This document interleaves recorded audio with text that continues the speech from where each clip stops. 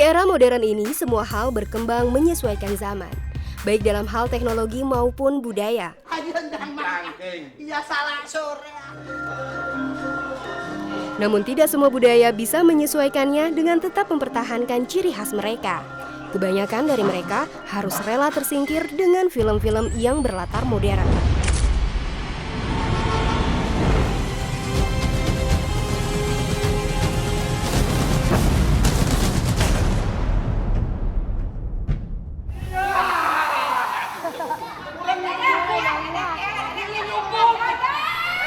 Sandiwara Sunda Miss Cici adalah salah satu budaya yang dapat bertahan di tengah gencatan modernisasi yang sedikit demi sedikit mulai menggerogoti kecintaan kita terhadap budaya. Honor benar-benar dari tiket. Dulu itu tiket cuma 1.500 dulu. Sebelumnya sih memang 750 dulu ya, terus 1.500. Kalau penontonnya sedikit, bahkan sempat digaji misalnya gajinya satu orang 10.000. Kita sempat digaji sampai setengah semua. Jadi 5.000, yang 10.000 jadi 5.000. Pokoknya dukanya memang besar banget, tapi alhamdulillah mungkin karena memang cinta ya sama seni, terus dijalani sama seniman semua gitu ya.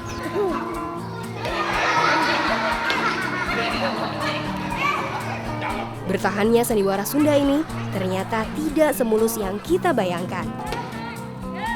Para pelakon sandiwara ini berasal dari keturunan-keturunan para pelakon terdahulu. Mereka menetap di satu rumah susun yang sama, yang memang dikhususkan sebagai tempat tinggal mereka. Selain bersandiwara di atas panggung, sebagian besar dari mereka juga mempunyai pekerjaan sampingan lain, seperti tukang ojek, pekerja pabrik, dan pekerjaan lainnya. Salah satunya adalah Suman Ilyas. Pria yang bekerja di departemen artistik ini memiliki pekerjaan lain sebagai pedagang mainan dan aksesoris keliling. Diakuinya, pekerjaan sampingan ini ia lakukan untuk menambah penghasilan sehari-hari. Ilyas telah diperkenalkan dengan budaya tradisional sejak ia duduk di bangku sekolah dasar. Saya dibesarkan oleh seni di sini, dan kebetulan sekarang orang tua saya pensiun, saya melanjutkan jejak langkah orang tua saya. Dulu pernah jadi pemain, saya jadi pemain sandiwaranya gitu, sebagai anak muda atau sebagai peran-peran antagonis gitu. Pernah dulu sering, cuman karena sekarang lebih banyak ke artistiknya untuk membantu, jadi saya tidak bisa double casting. Ya artistik yang main itu karena nggak bisa gitu.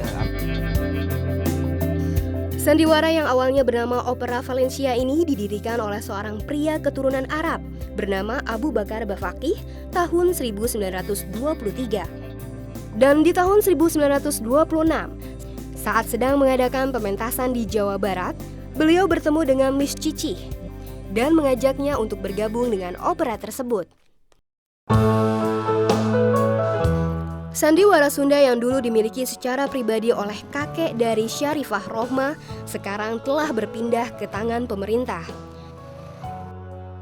Sandiwara Miss Cici kini menempati gedung kesenian di Cempaka Putih, Jakarta Pusat. Setiap tahunnya sandiwara ini mendapatkan subsidi yang digunakan untuk keperluan pementasan, juga menggaji pelakon setelah beberapa judul pementasan selama 1 tahun.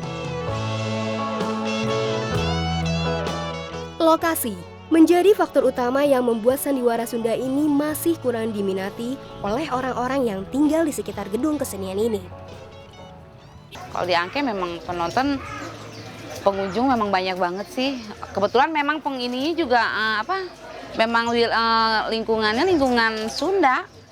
Orang-orang ke daerah sana, Banten ya, kebanyakan daerah situ tuh daerah Angke. Jadi memang penonton banyak banget gitu. Bahkan pernah satu cerita itu, satu malam itu main tuh 2 kali. 1 bulan ceritanya itu aja, yaitu Jembatan Siratul Mustaqim, saking banyak pengunjung gitu. Nah sampai yang mainnya pun sampai sakit, sampai suaranya habis.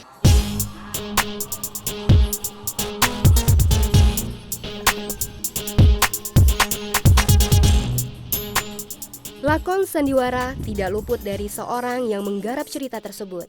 Ya, siapa lagi kalau bukan sutradara? Sutradara dalam sandiwara ini juga adalah keturunan dari sutradara terdahulu, Imas Darsi. Menjadi sutradara sejak tahun 2010, ia sudah menggarap kurang lebih 50 judul, baik dalam genre horor maupun babat atau kerajaan. Dan siapa yang menyangka, film horor yang sempat tenar di zamannya yaitu Si Manis Jembatan Ancol juga berasal dari pementasan sandiwara ini. Beranak dalam kubur sama Si Manis Jembatan Ancol memang punya Miss Cici itu dari dulu. Film yang membeli dari Miss Cici. Tapi membeli judulnya aja, tapi di dalam ceritanya nggak sama. Karena ibu juga pernah main di Si Manis Jembatan Ancol jadi figurannya dulu lagi gadis ya. Yang mainnya Leni Marlina sama Chris Biantoro. Selain orang dewasa, banyak remaja dan anak-anak juga ikut andil dalam pementasan ini. Menurut Imas, ini semua dimaksudkan untuk menanamkan sisi kecintaan pada sandiwara Sunda, agar nantinya mendarah daging dan mereka dapat menjadi penerus sandiwara Sunda ini. Sekarang yang ibu ajarkan anak-anak sekarang pakai naskah. Kadang-kadang anak-anak tuh sekarang kan ada HP juga, ya itu kendala ibu juga itu, ya. Karena kalau nggak dikasih naskah, mereka tidak bisa improv. Para pemain sandiwara Sunda Miss Cici tidak sepenuhnya berkecil hati, karena selain orang tua, banyak juga anak-anak dan remaja yang datang untuk menonton pertunjukan mereka. Kita tahu ciri khas Indonesia, budayanya. Budaya Indonesia tidak ada yang bisa meniru, bahkan luar negeri pun meniru budaya kita. So, bagaimana kita harus bisa menjaga dan melestarikannya? Harapannya ya harus tetaplah terus hidup, pantang mundur meskipun saingan lebih berat. Kita nggak boleh pesimis, kita harus optimis gitu aja. Meskipun gempuran zaman terus menggerus kebudayaan yang kita miliki, akan tetapi kita tidak boleh melupakan budaya asli negeri kita. Jadi, siapkah kita untuk mempertahankan kebudayaan tradisional yang kita miliki?